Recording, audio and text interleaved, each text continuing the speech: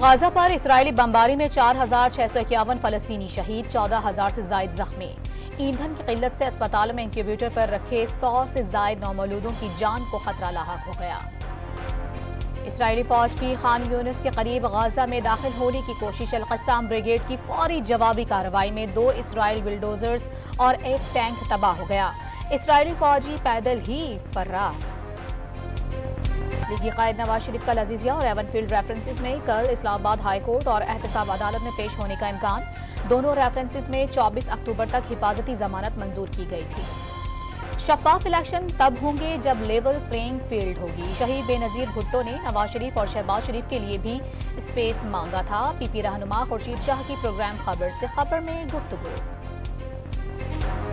سکھر کے علاقے نیو پنڈ میں موبائل شاپ پر دوران ڈکیتی مزاحمت پر ڈاکوؤں کی فائرنگ، ایک بھائی موقع پر ہی جاں بحق، دوسرا زخمی کو اسپتال منتقل کر دیا گیا۔ اور بھارت نیوزی لینڈ کو 4 وکٹوں سے شکست دے کر ورلڈ کپ پوائنٹس ٹیبل پر پہلے نمبر پر آ گیا۔